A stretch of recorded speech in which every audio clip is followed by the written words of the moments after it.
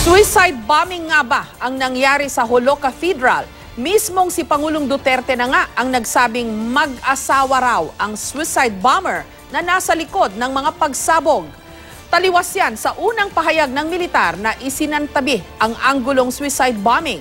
Tingin naman ni Defense Secretary Delfin Lorenzana, posibleng ang suicide bombing ang nangyari sa ikalawang pagsabog. May report si Joseph Morong. Suicide bombing daw ang nangyari sa magkasunod na pagsabog sa Jolo Cathedral sa Sulu. Sinabi ito ng Pangulo sa pakikipag-usap sa media sa groundbreaking ng San Lorenzo General Hospital sa Malabon ngayong hapon. Ayon daw sa impormasyong ibinigay sa kanya, isang babae raw ang pumasok sa loob ng simbahan bago ang pagsabog. Kumbensido ang Pangulo na Abu Sayyaf nasa likod ng insidente.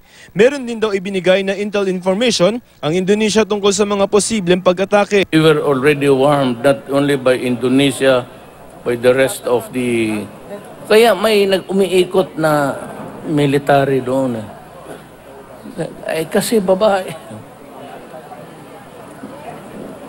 Wala namang... It's not the norm in this country to yung magkap-kap ka ng babae. The other bomber was outside. There was no reason for him to be free.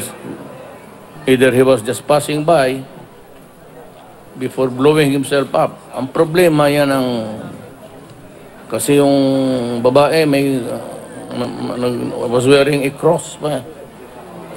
Malaking cross sa dibdib niya, so would ever think. So you're confirming, sir, that it is a case of suicide bombing by the ESG? Blowing them up. Babae, sir? Babae. So yung dalawang incident, sir, dalawang babae? Lalaki yung isa, mag-asawa.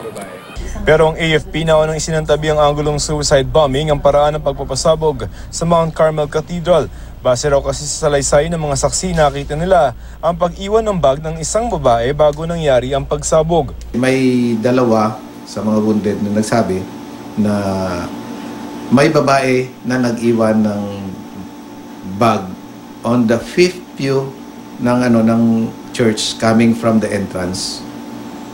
Lumabas yung babae, iniwan yung bag niya. May nagsasabi na una na suicide bombing daw yun siya, pero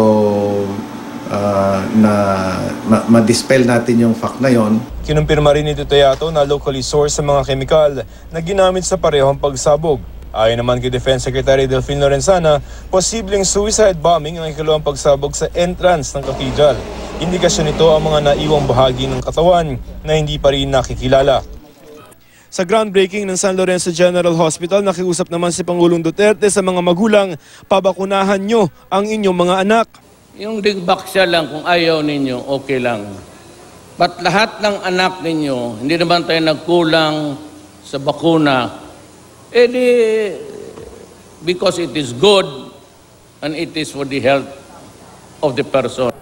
Apparently there is a great drop dito sa mga vaccines sa diphtheria, tetanus, measles, and hepatitis, importante yan, AB, polio. Mga kababayan ko, polio, bantayan ninyo yan unless you want a child na yung isa maliit, yung isa malaki. Ayon kay Health Secretary Francisco Duque, bumaba na hanggang 40% ang bilang ng mga gustong magpabakuna. Nababahala raw ang pamahalaan dahil dito at may sinisisi si Duque kung bakit ganito. Well, there's decreased coverage of measles coverage, no? To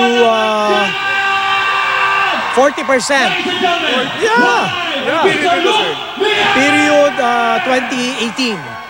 You're gonna have outbreaks sooner than later. The Deng Baksha scare, okay, was very, very evident in many communities. They're afraid because they mistake the Deng Baksha for the other vaccines that have already been proven safe, effective, and free. It is actually, we've spent billions for those vaccines. So sayang naman.